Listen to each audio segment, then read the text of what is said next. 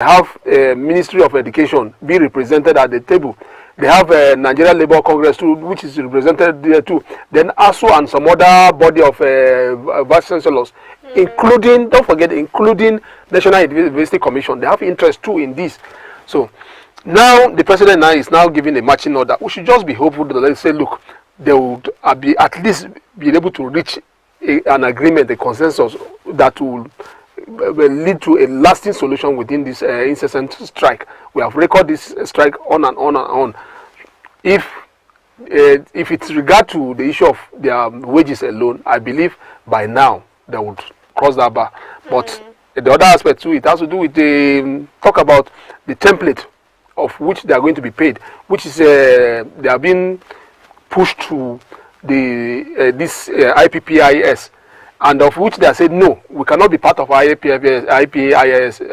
They have their own template that they submitted to the federal government that the federal government is not ready to take.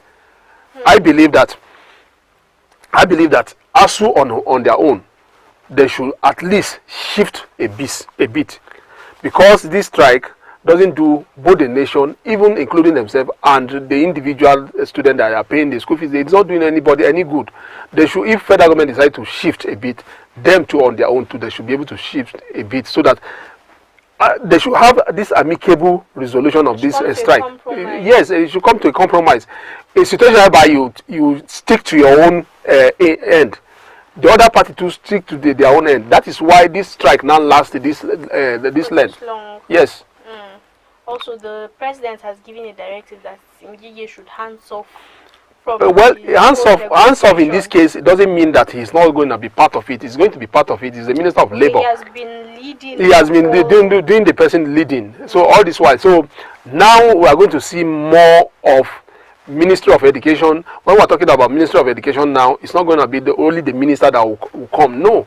It's recall that the National University Commission is under the Ministry of Education too. There are some other, even they have a body of vice chancellors of all the universities too. They are still there.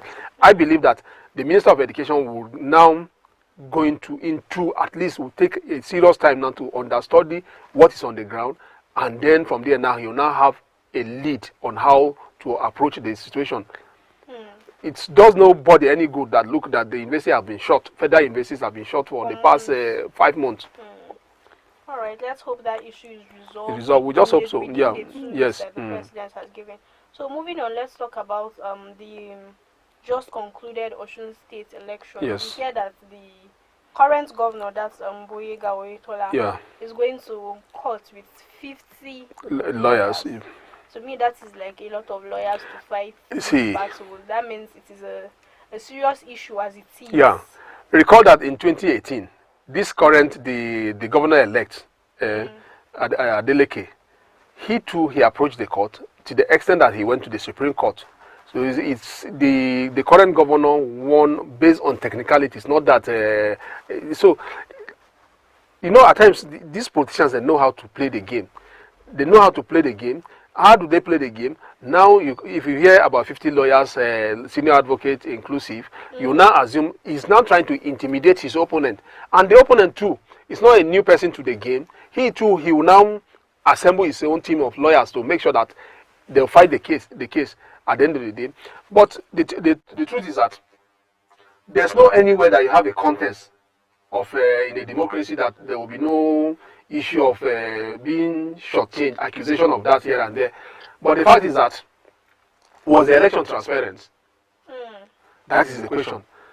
INEC has not been able to give its own post-election report. In their post-election report, we are expecting to see that a situation whereby INEC will now say, okay, the election was free and fair and transparent. At least we have not had any case of issue of insecurity or security, or apart from minor reports here and there from the election observers and the civil society organization that monitor the election, that claim that there was an issue of vote buying here and there. And in that case, the non-observers, they now accuse not only one political party, but they accuse almost all the 2 major political parties that of vote buying. So, well, the election just last Saturday, I believe that the APC, the governor of the state, they will understudy all that transpired.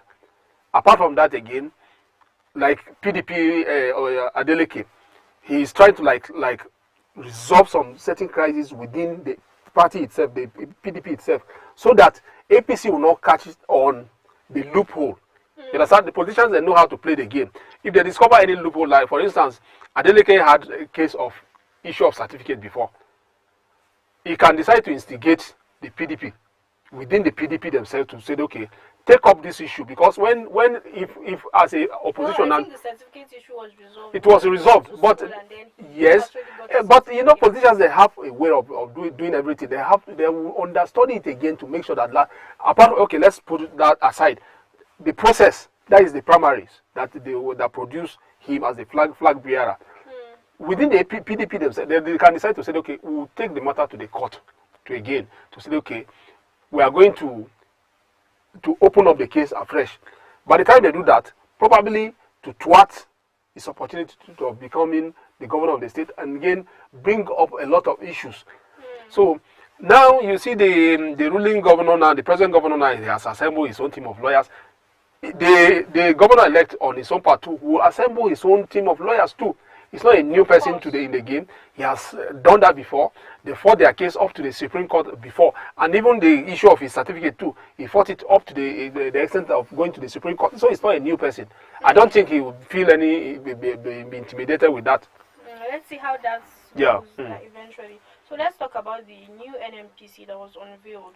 We are told that it's now been privatized. No, not privatized, commercialized. Okay, yes. So basically it means government doesn't have full control over the NMPC anymore. What do you think about this development? It's not like the government doesn't have full control over it, because it has not been fully privatized. When it's fully privatized, you can see now that the NMPC will now go public, then with shareholders, but that is not exactly what they have done now. What they have just done now, they have rebranded a situation whereby NMPC is now functioning like a limited liability company, whereby strictly what they will do now is for benefit sake, for profit maximization sake. That is exactly what they are going to do henceforth. Okay, so basically subsidy remains. Subsidy will remain. Government, the issue of subsidy is not within the purview of NNPC alone. So basically what the NNPC would henceforth be doing now is that they will expand. For instance, take for instance the downstream oil sector, whereby you have the likes of Owando, some more Rano, and some other like that. So you now discover that you now see NNPC mega station, NNPC play major role in the downstream sector by having their first stations everywhere. Unlike before, whereby you now see only one or two in a major city, then you will not see again. What it means now is that NNPC will buy fuel, refined fuel, like other major oil marketers. They will buy and sell based on just like a commercial venture. It's no more like the NNPC, whereby whether they generate money or don't generate money, they are paying their staff salary, mega jumbo salaries.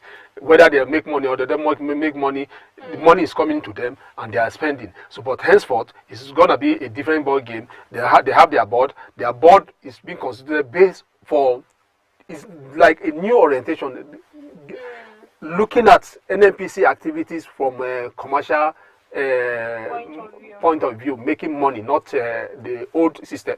Alright, let's see how that plays out. Maybe it's going to be a good. It will be, well, you see, the fact is that let's learn from history.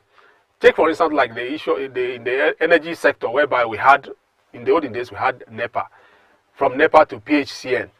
Then the process of NEPA from NEPA to PHCN is what NNPC is undergoing now. From NEPA to PHCN, when they commercialized, it became PHCN. And the PHCN function well. If PHCN function well, then why do we have discos? You understand? What they did with disco, from commercialization now to privatization, then we have disco, we have Abuja, the distribution company, you have Jos and other like that. So now you now discover that now that even when they commercialize NEPA, it couldn't meet up.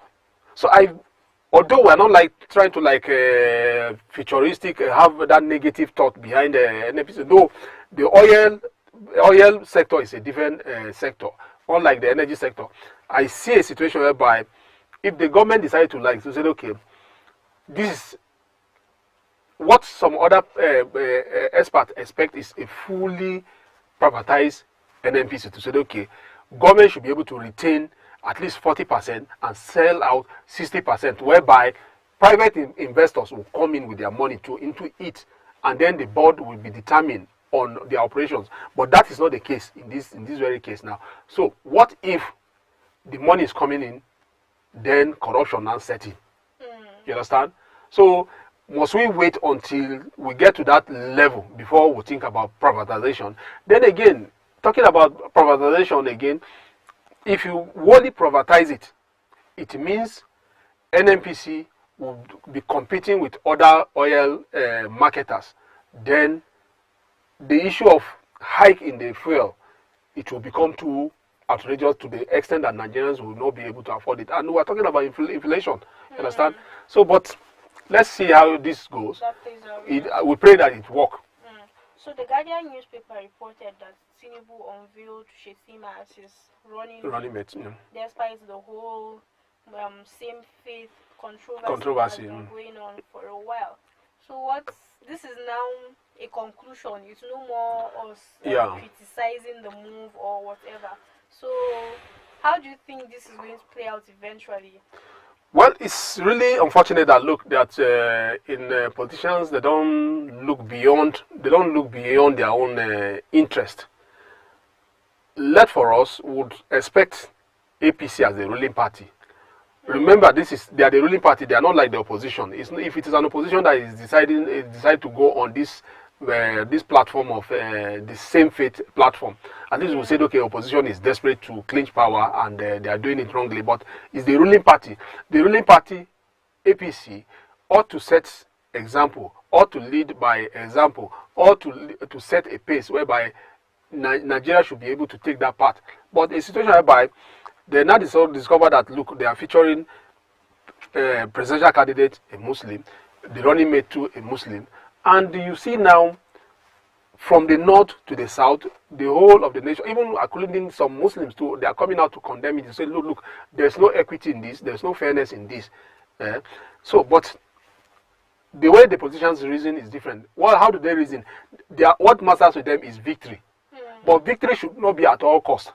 Victory at all costs has consequences. The consequences will last for a very long time.